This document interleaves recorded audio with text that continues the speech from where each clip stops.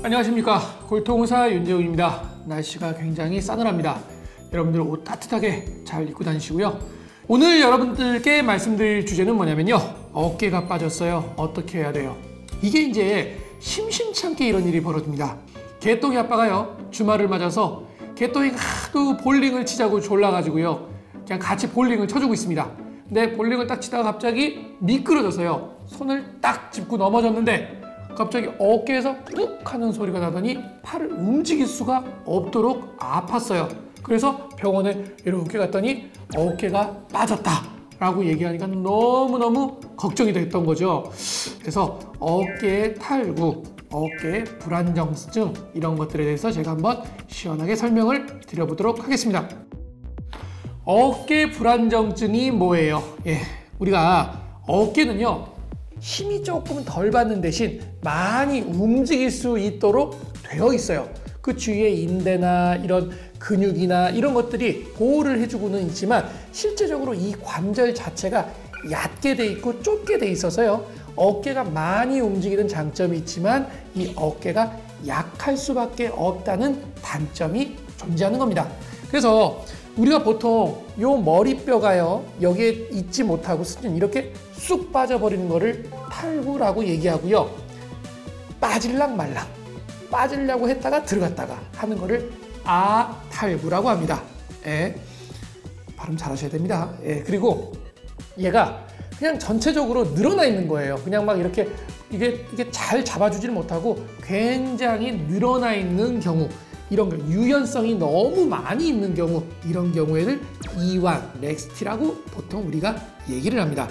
내용이 약간 어려울 수가 있는데 제가 최대한 쉽게 한번 설명을 해보도록 할게요. 첫 번째, 한쪽으로 빠질 경우 전방 불안정증이라고 합니다. 이게 보통요, 팔을 이렇게 들어 외전이라고 해요. 그리고 외회전이라고 하는데 이 경우에서 힘을 굉장히 많이 받을 경우에 빠져요. 근데 어디 쪽으로 빠지느냐? 이 소켓이 있다고 그랬잖아요. 얕은 소켓이요. 이 소켓의 앞쪽, 아래쪽으로 빠지게 되는 경우가 대부분이에요. 원래 보통은요, 요 아래쪽에 그 벽은 당연히 다 있고요, 여기에 인대가 있어요. 인대 이름이 전하방 관절와 상완인대라고 합니다. 채널 전하방, 그냥 여러분들 그냥 전하방인대라고 알고 계시면 돼요. 그냥 간단하게 그냥 띠라고 생각하시면 됩니다. 근데 어떤 이유에서건 이 벽이 무너져 내리거나 띠가 늘어나게 돼가지고 얘가 쑥 빠진다고 생각을 하시면 될 것 같아요. 증상이 뭐예요? 증상. 빠질 것 같다고 했잖아요. 빠지든지 빠질 것 같다고 했잖아요. 엄청나게 아파요. 움직일 수가 없습니다. 팔을 이렇게 해가지고 본인이 끼우기 전에는 이 팔 자체가 굉장히 아픈 통증을 많이 느끼고 있어요. 그리고 이렇게 약간씩 움직일 때, 이렇게 움직일 때는 불편하지 않아요. 그러니까 끝에서 가서 불편감이 있기 때문에 잘 모르고 지나가는 경우들도 있고요. 이런 아탈구가 있거나 불안정성이, 이게 여러 방향으로 걔가 불안할 때는 중간 부분에서도 불편함을 느끼기 때문에 생활에 많이 이거를 지장을 받도록 우리가 보통 생각이 됩니다. 이제 가끔 그런 분들이 있어요. 내가 자주 빠졌는데, 여러 번 빠졌는데 제가 다 끼웠어요. 뭐 이런 분들 가끔 있거든요. 근데 실제적으로 잘 들어봐야 돼요. 이게 진짜 빠진 건지. 보통은 빠질 것 같다는 느낌 있잖아요. 이런 아탈구 증상, 아니면 불안정성이 여러 방향으로 있는 사람들이 보통 많이 빠졌다, 막 이렇게 느껴지는 분이 있거든요. 그래서 내가 진짜로 빠져가지고 내가 이거를 덜컥 끼운 느낌이 있는지, 이런 것들에 대해서는 잘 한번 생각을 해봐야 됩니다. 이래 이제 우리가 보통 빠진다고 하면 검사를 해야 되는데, 도대체 어떤 검사를 해야 되나? 우선 이거는 중요한 게 이학적 검사가 굉장히 중요해요. 우리가 먼저 팔을 바깥쪽으로 해서 이렇게 외측으로 이렇게 회전했을 때 굉장히 불안하다고 느껴집니다. 실제적으로요, 병원에 왔어도요, 딱 앉아서 이렇게 해서 얘를 앞으로 딱 잡아당기는 이런 테스트를 크랭크 테스트라고 하고, 이게 굉장히 일반적인 검사 방법이 될 거예요. 두 번째, 이 팔을요, 밀고 당겨요. 막 이렇게 앞으로 꽉 잡고 밀었다, 앞뒤로 막 이렇게 밀어요. 관절낭이 이완이 얼마나 되어 있는지를 보는 검사예요.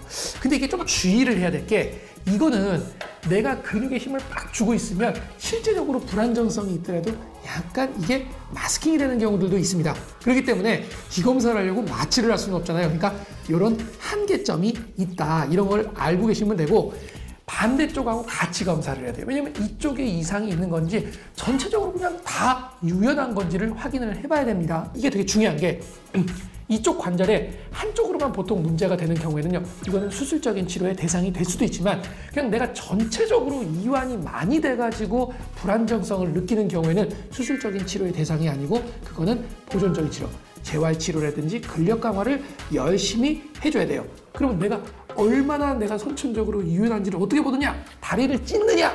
아닙니다. 간단하게 해결을 해볼 수 있는 게요, 엄지손가락을 이렇게 뒤로 제껴서요. 어떤 사람들 보면 이렇게 하게 되면 이 엄지손가락이 여기에 붙는 사람들 있죠? 예, 엄청나게 유연한 사람입니다. 저는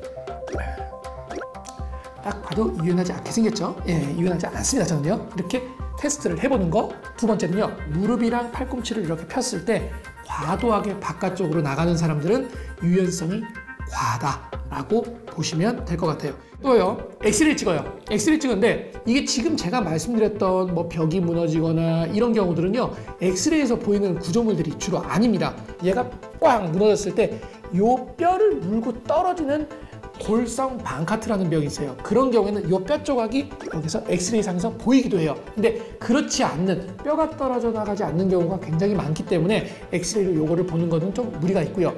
머리가 덜컹 빠졌다가 끼워 넣어야 될 거 아닙니까? 그러면 다시 꾹 넣을 때 이 머리가 꿍 맞은 것처럼 파여있는 병변이 있어요. 그리고 힐삭스 병변이라고 합니다. 그래서 빠졌다가 들어왔을 때 꼭 눌려있는 부분이 바깥쪽 뒤에 생기는 경우가 있는데요. 이런 경우는 저게 빠진 적이 있구나 라고 생각을 하면 될 것 같아요. 주로는 이제 MRI를 보통 찍죠. MRI를 찍어서 요 빠져나간 이 벽이 손상이 있는 것인지, 같이 인대까지 손상이 되어 있는 것인지, 회전근 손상도 있는 것인지 MRI 검사를 꼭 하셔서 확인을 해보시는 것을 추천을 드립니다. 그리고요, 치료가 뭡니까? 치료. 먼저 이게 어깨가 빠졌잖아요. 그러면 이거를 먼저 끼워 넣어야 돼요. 얘가 빠져 있는 상태에서 굉장히 오래 있으면 오래 있을수록 이게 수축이 되면서 굉장히 단단해져서 오히려 더 끼우기가 힘들어지거든요. 그래서 최대한 빨리 어깨를 끼워 넣어야 되는데, 보통 이제 병원 같은 데 가면 어깨가 이게 빠지면요, 여기다 이불 같은 걸 쭉 끼워가지고 한쪽에서 잡아당기고 이쪽에서 잡아당기고 막 해요. 근데 무지하게 세게 잡아당기면요, 들어가면서 다 손상을 줍니다. 그래서 최대한 젠틀하고 부드럽게 하면 되고요. 여건이 안 된다, 아니면 빠진 지가 너무 오래돼서 이게 안 된다, 그러면요, 요 벽에 이렇게 한 팔을 쭉 늘어뜨리고요, 거기다가 한 3kg에서 5kg 정도 되는 그 추를 달아 놓으면요, 얘가 자연히 쑥 들어가는 경우가 생깁니다. 그러니까 만약에 이제 병원에 갔는데 선생님들이 뭐 이불을 덮고 막 뭐 하고 막 추를 달아 놓는데 지금 뭐 하는 거냐, 지금 아파 죽겠는데 이불 가져와서 뭐 하는 거냐, 이렇게 생각하지 마십시오. 그때 골토무사가 얘기했던 게 이거였구나, 이렇게 알고 계시면 될 것 같아요. 먼저 이렇게 끼워 넣었잖아요. 그 다음에 이제 관절낭 자체가 끼워 넣었다 하더라도 굉장히 썩나 있잖아요. 처음에 썩나 있는 게 안정화가 될 때까지 한 달 정도를 보조기를 채워 놓습니다. 그래서 움직이지 않도록 해놓고요. 그리고 난 다음에 얘를 근력을 강화를 시키고 회복 관절 운동 범위를 늘리는 운동을 해줘요. 도수치료를 하겠죠. 그렇게 해서 얘를 최대한 재발률을 떨어뜨리도록, 그리고 관절 운동 각도를 회복시키도록 해주는 게 중요합니다. 보통 다시 빠지는 경우에는요, 나이가 어릴수록 잘 빠져요. 그렇기 때문에 10대 미만일 경우에는 특히 더 유의를 해서 조심을 해야 된다고 아시면 될 것 같아요. 그리고요, 내가 만약에 이렇게 빠졌어요. 끼워 넣었어요. 근데 뭐 당장 수술해야 되는 거예요? 그러진 않아요. 급성으로 이제 수술해야 될 정도까지가 아니라면 재활치료도 해보고, 그리고 난 다음에 또 자꾸 빠지게 되거나 불안하거나 계속 그러면 그때는 수술적인 치료를 고려하는 게 맞고요. 내가 비수술적인 치료를 계속 했는데 그래도 이게 팔이 잘 안 들어지는 경우들이 있거든요. 불안해가지고 그럴 수도 있고 통증 때문에 그럴 수도 있어요.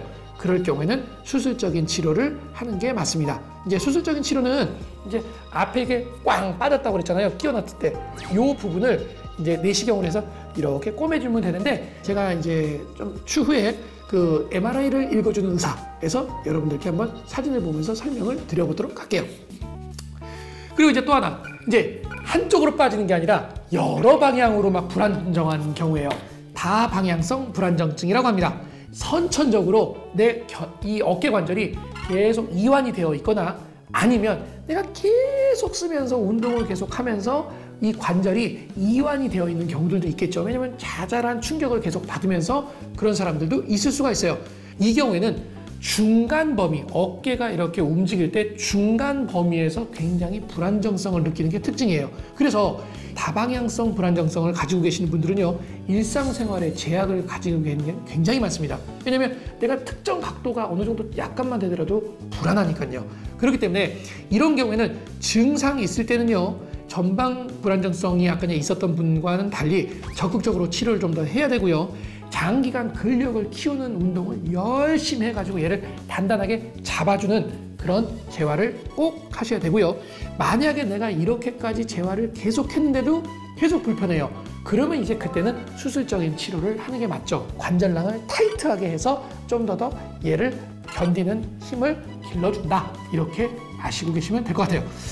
제가 지금 오늘 어깨가 빠지는 거에 대해서 이제 쭉 한번 말씀을 드렸는데, 이게 그냥 단순히 어깨가 빠졌네? 라고 생각하면 빠졌네? 끼웠네? 라고 생각하면 좀 쉬울지 모르지만 너무 어려워서 제가 쉽게 여러분들이 알아두면 좋을 것 같은 정도까지만 말씀을 드리니까요. 한번 잘 리마인드 해보시면 나중에 도움이 되실 거라고 생각합니다. 지금까지 골통의사 윤정우였습니다. 감사합니다.